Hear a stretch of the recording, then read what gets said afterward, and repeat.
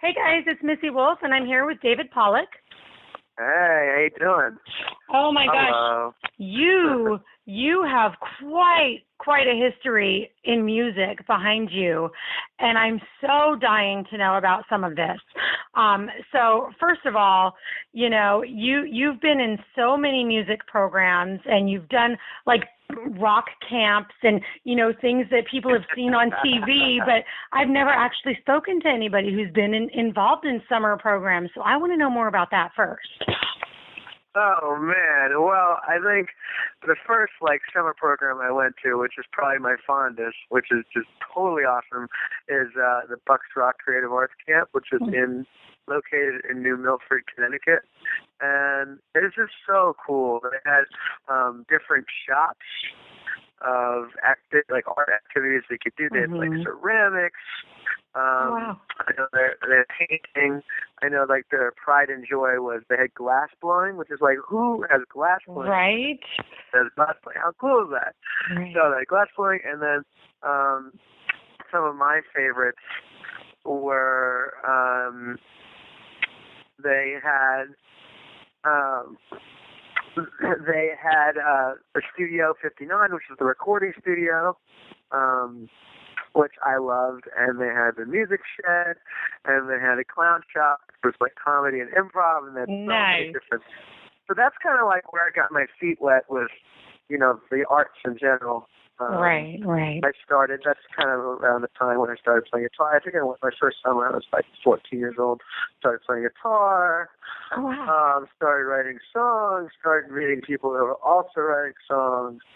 Got to work with there were actually some of the alumni, some of the people that went there during my time ended up doing some great things. I know that I wasn't very close with her, but Elle King went there. She just got a Grammy nomination, which was very cool. And the actor Ezra Miller went there. I was actually really pretty close with him. Oh wow, that's awesome. So that's pretty cool. Yeah. So that was a really really cool program. And then I was there for about 3 years. And then later on, I went to a 5-week program at Berklee School of Music in Boston, and that was also pretty cool. That kind of whipped my ass. That totally whipped my ass. I was 17 years old, and it was. I went for a guitar, and I was never really a great guitarist for most of my high school years. I'm still not a great. I'm a good rhythm player, but I was never a really good lead player because I more focused on I play piano, play a little bit of bass, but I'm more focused on the songwriting and just basically chord structures and harmony. But oh my God, it whipped my ass, and it made me such a much better player. Great. Just those 5 weeks was unbelievable, and that was my first time kind of living away from home too. Oh wow. That was living in a city, living on my own. Away from, I was living at a summer camp and shit. That doesn't count, Right. Wow. Shit, you're within the summer camp. So yeah, those are the two big summer programs that I went to. I had obviously after that I had internships and I played when I was in college. I went to University of Vermont and I was in an a cappella group and I was in the jazz vocal ensemble and I was in a few bands there in Burlington. Wrote some music there and then came back to New York.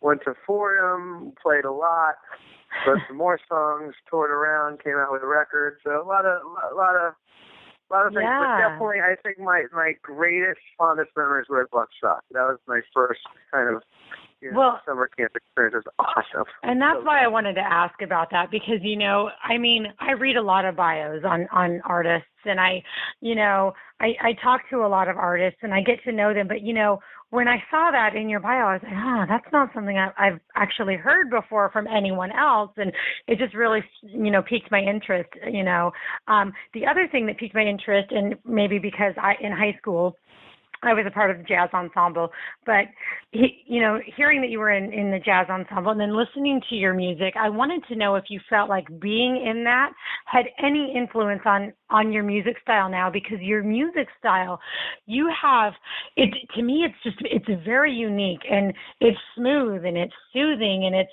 not super jazzy, but there's just such a hint of it, and I wasn't sure if it, that experience influenced you at all.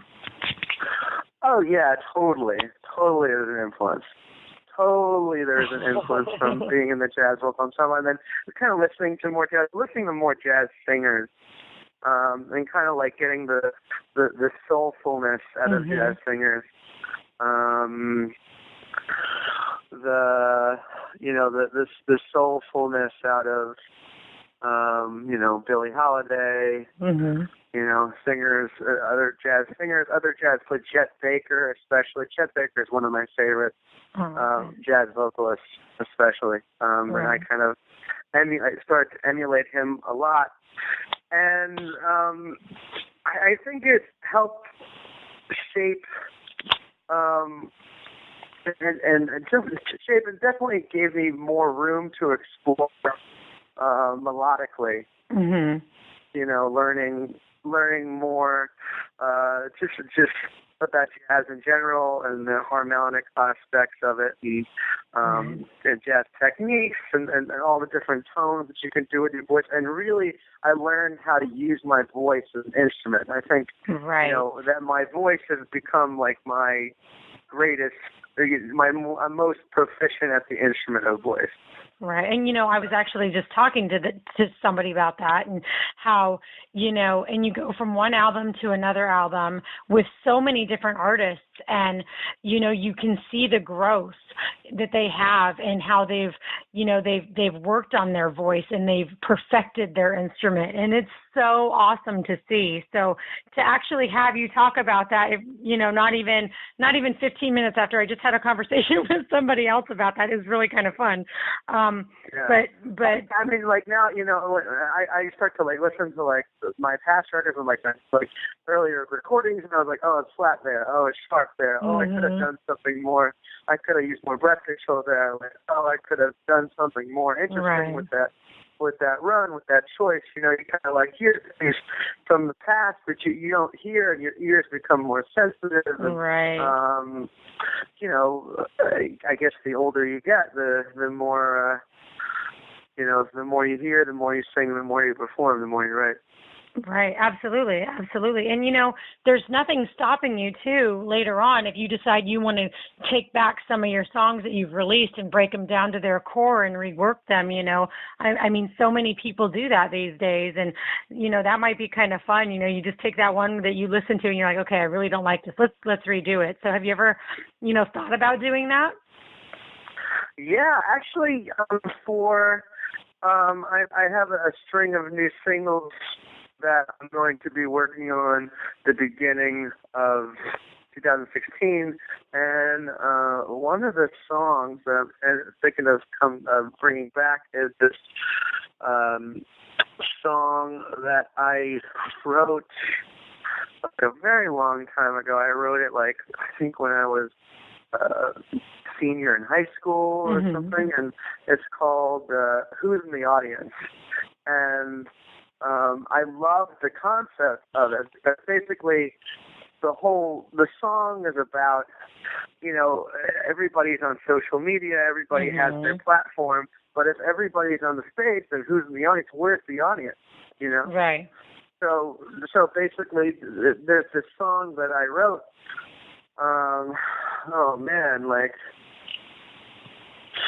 more than 5 years ago, 6 years ago, that, I didn't love the recording. I didn't love how it turned out, but I can kind of turn it around and change a few lyrics here and there and kind of still, I still believe that the song has a lot of, a lot to it, a lot of, stuff that I can work on and then kind of make it, what it is. Absolutely. Great song.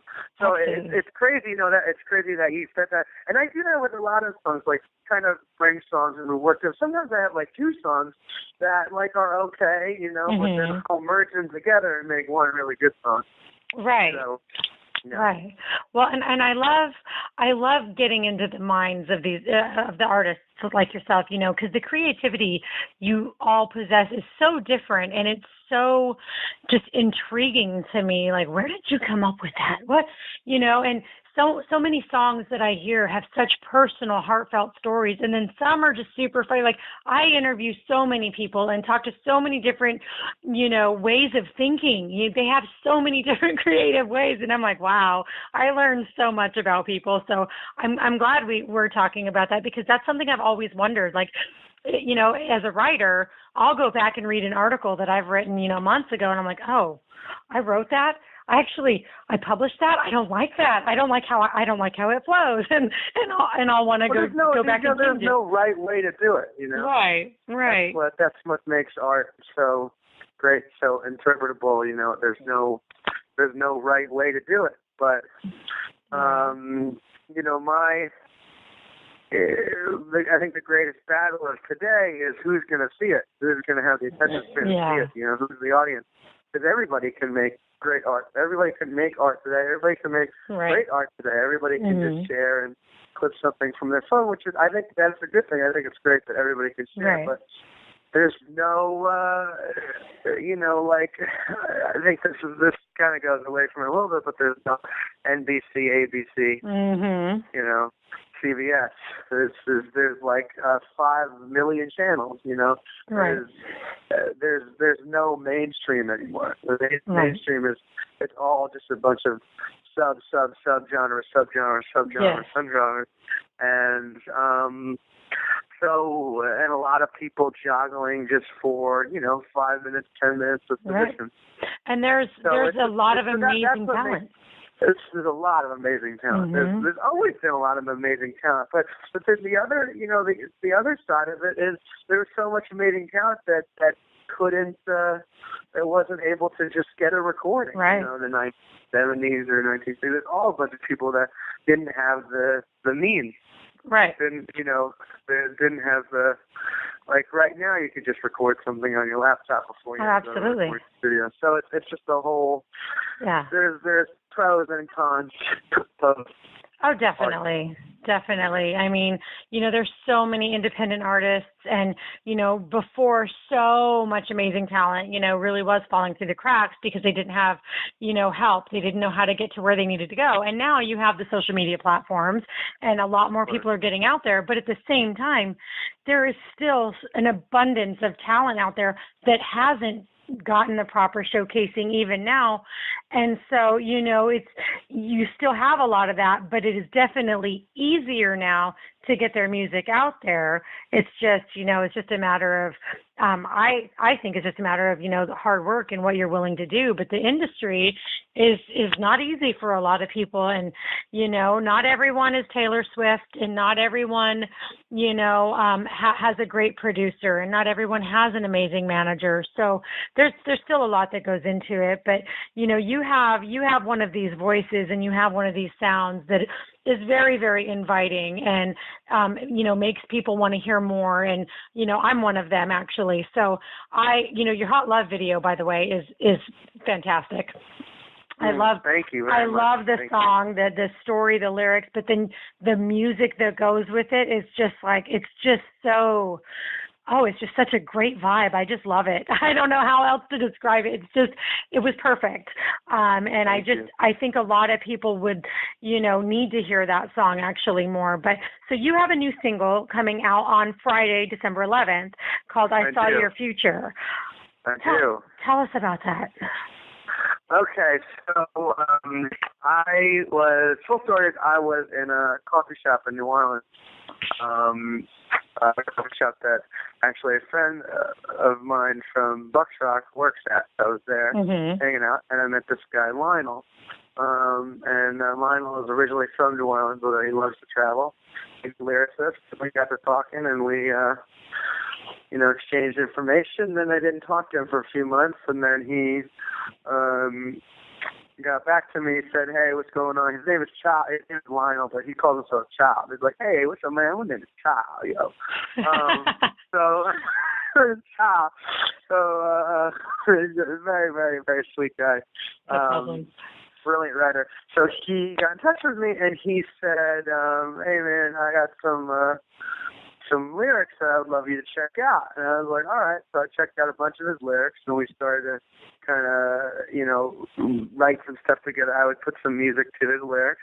And then he sent me this lyric, "I Saw Your Future," which, we kind of both thought was a very, very, very, promising lyric, big lyric. So I took some time and I wrote the music to it, not even knowing really what it was about yet. And sent it back to him, and he was like, "Oh man, this is." I changed a few things around, changed a few words around, but not too much. And I sent it back to him, like, "Oh man, this is special." And I was like, "Yeah, this is special. We got to do something with it." Wow. And then we decided, like, all right, we got to get this produced. We got to get a producer on this. I want to go in a different direction than I have been going. I just was working on it and came out with earlier this year like an EP that was kind of more in the vein of Americana. Kind of I don't know if you heard it, but it's kind of like Jerry Lewis ish kind of thing. Okay. But anyway, so I contacted my friend Sheila in Montreal, and Sheila was really into the song. Sheila took the song and like maybe 48 hours later sent us back basically this instrumental. I was like, oh my god, this is so good. I was like, this is perfect. Like this is it. This is it. And, it kind of has that like electro, like Saint Vincent meets like Lord kind of thing. That both of us were really into.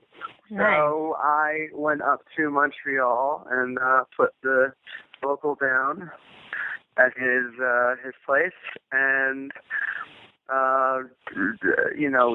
put a few touches on it, and it was basically done. Wow. And that was it. So, and then we got it mastered by a great mastering company in Toronto, and then I made the plans for releasing, and now it's out. But it's totally different than anything I've ever done before. So it's kind of like kind of going into new waters, because I've always been kind of like a band guy. Like I love Weezer. I love like Death Cab for Cutie. I love like actual real bands. But now this kind of goes. I think this is kind of like organically electronic. I would think of this sound. Nice. It's a which is kind of in the vein of St. Vincent, where you see St. Vincent live, and she's playing the guitar, and they have the two synths, and they have the drummer playing pads live. Kind of, St. Vincent has been like a big influence for me in the last 3 years. So kind of wanted to go on that vibe. Yeah, definitely. Well, I mean, you're off to a great start, and I know some people have been able to, sneak peek your song, but it's going to be available on Friday, which is great, and everybody's going to have access to it, and